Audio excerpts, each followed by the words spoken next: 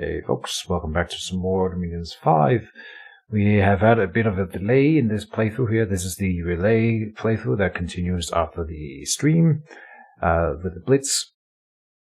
We had a guy who was looking for a sub and has then subsequently decided to continue. But so we are back on track and we're continuing to play through this game here.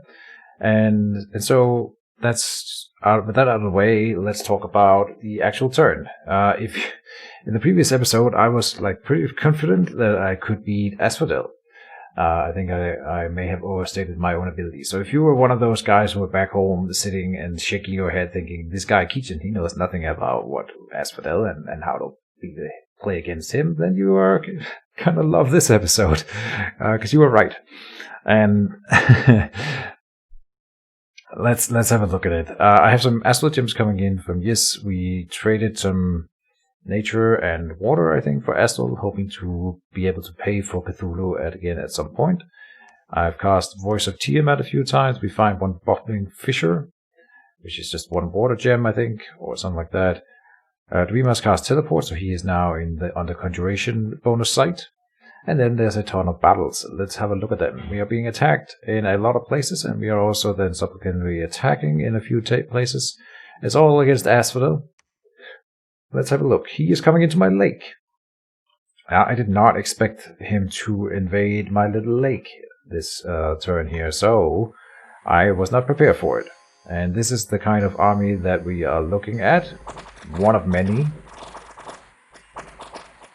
Full of these carrion beasts of all kinds of different sizes, and some of them can shoot bows. I suppose they can't shoot with these bows on the water at least. And then they have these carrion centaurs, which cast some magic. And that's about it. They have a lot of units here, and so they invaded my little lake. Let's see here. 269 in that one. Typhian Sea. They were another one was over there. So here we have another one. This is an Etin Mandagora, a big, I think we can call it a super combatant, and this guy is really, really scary.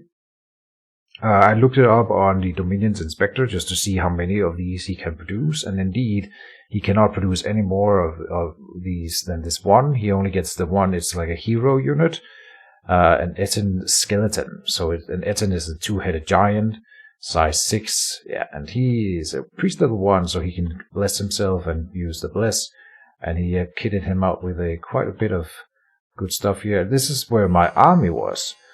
Not my big army, but my only underwater army at the moment, which was moving into position to attack him.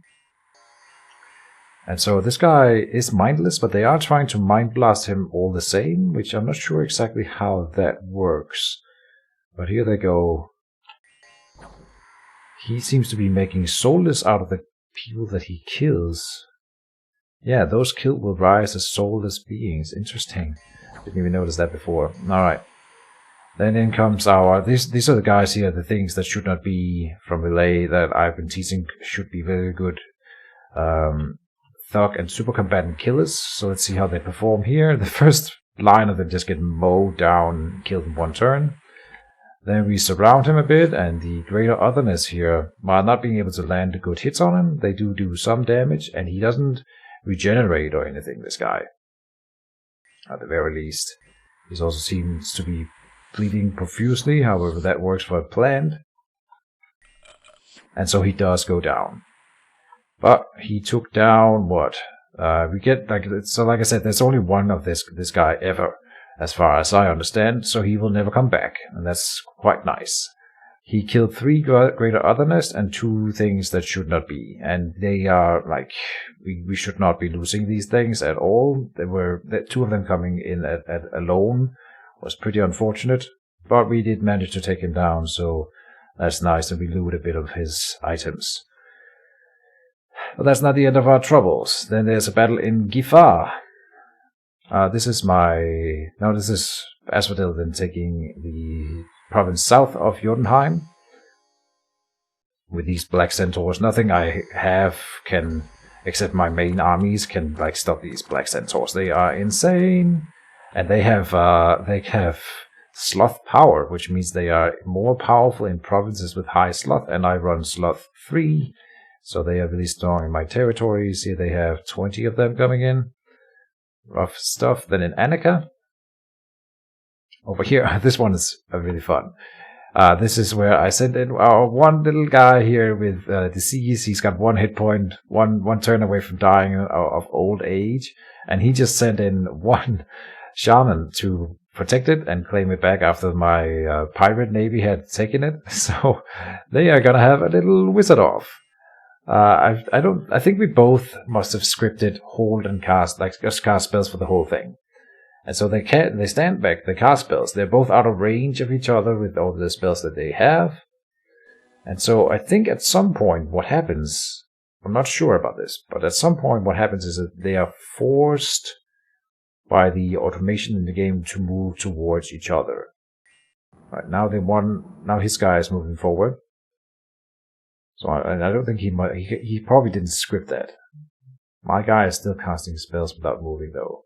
Maybe he did script his to like move. No, so mine is moving as well, which I definitely didn't script him to move forward. So they are like forced by the automation to move into casting range of one another, and then they continue their spell scripts. And here they go.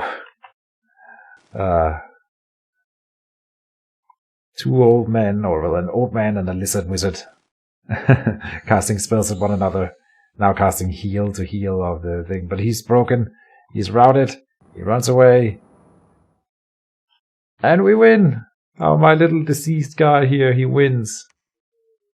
Glorious. And then he dies at the end of the turn for the disease, by the way. But I successfully claimed Annika in here. Alright, then on to the serious battles in Latian, up on land. This is where I predicted he would come in with a Thug.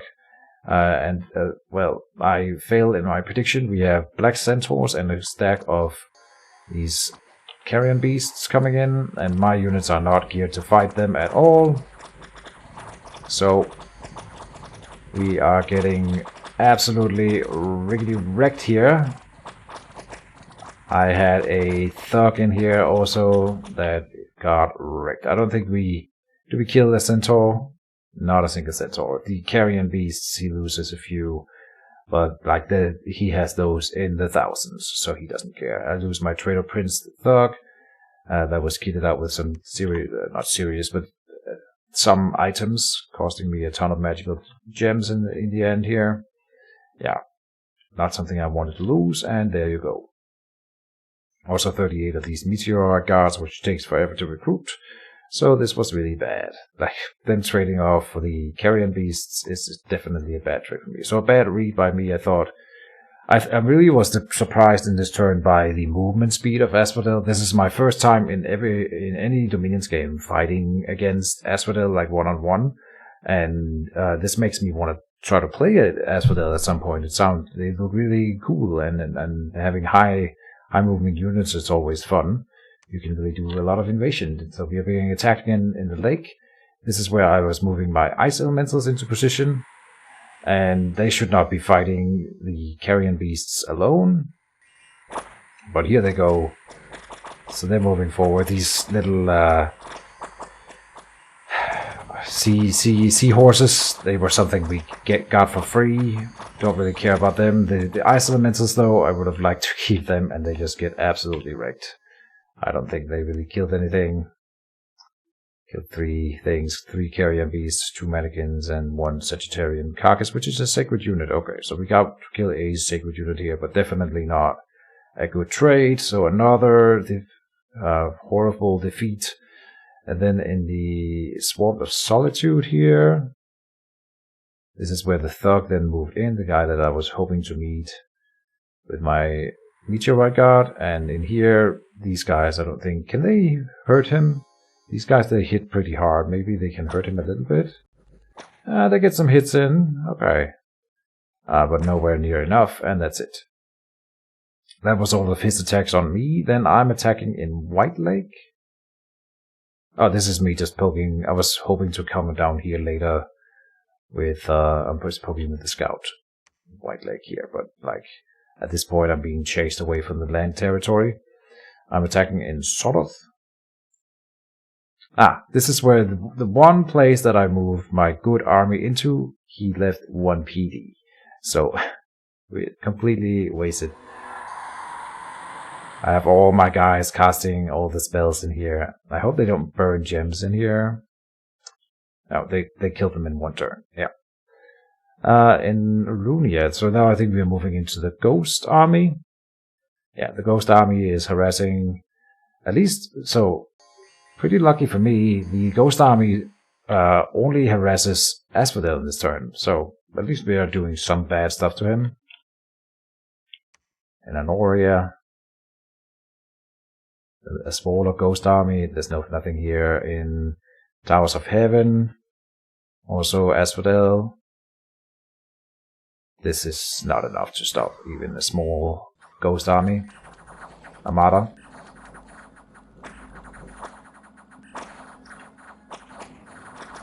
Yeah. So we've never lost an Armada. And then they, interestingly enough, I think I've learned something about the... Excuse me. I learned something about the Ghost Armada, I think, at this point. They always seem to raid provinces right next to each other. So these 3 provinces were raided. And then the Ghost Armada, after having taken the Towers of Heaven, then raids at the Tower of Heaven again. Double raiding that same province, which is that's the first time I see that. But then that counts as raiding 4 provinces still. They kill a bunch of people and steal me some valuables. So we still got that going. Over by my own little lake system. We lost these 3 territories. Oh, no. I suppose I defended here against the super combatant. But we lost these 2 here. We've got more Asphodel armies incoming. He said he was going for Jotunheim, and at this point I have decided that I can probably not hold it. And so he wanted to make peace and just take Jotunheim. I haven't talked to him about it this turn. I'm just going to try to... At this point, if I ever was a contender for the throne in this game, then I'm certainly not anymore. Not when I see this. So we are employing a new strategy for this playthrough going forward. That will be defending my own lake system, staying alive until the end of the game, and hopefully causing as much grief to the other guys as possible. And so also summoning Cthulhu again. Oh, and I wanted to go in here and... Oh, I can't make scouts here, really. Here, let's make a bunch of scouts, send them out into the world, and we'll try to catch some cool battles with them. Yeah. That'll be sort of the game plan going forward here. I think Yus talks about he's fighting Archosaval over here, and he's doing really well for himself right now. Despite having had some trouble with Asphodel earlier, now he's raiding Arco, this is the guy that was trying to look for a substitute, but he's back now, so I think he's talking about just defending from Yus. Asphodel wants to take my Jotunheim here, and then he wants to fight Nabar. The Nabar, I think, is the favorite by everyone to win the game right now. But when you are in a position of power like this, usually people will then gang up on you, and so hopefully that's what's gonna happen. I think I can hold my capital at least for a good while. It's gonna be hard for Asphodel to take my capital and my underwater territories. At least the forts.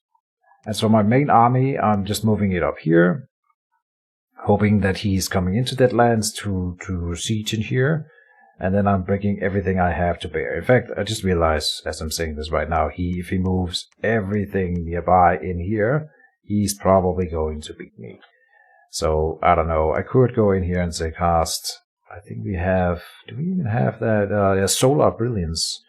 Costs 3 gems. This is the sun starts to shine. The brilliance destroys the readiness of all soldiers in the battlefield and burns all undead and demonic units to cinders. This is a really good anti-undead spell. Maybe this is what I should script in here just in case. I think I will. And then cast whatever. Does he have enough magic gems for that? He does indeed. Good. Alright, let's try that and see if that's good enough. if I blind all my own guys, it's not the end of the world. These guys I don't think care about being blind. All my guys have spirit sight anyway, so I actually think they might not need their eyes. That might be relating to their eyes. But the Mind Blasts have 100 precision anyway, and these guys I'm pretty sure don't have like eyes. Or maybe they do. I don't know if they need them. Same with these things, probably don't need eyes. And these guys, yeah. So I think we can do without eyes, with blind guys. And the point is that we burn all undeads on the battlefield. He might destroy me. But what can I do? Maybe I need to up the PD a little bit.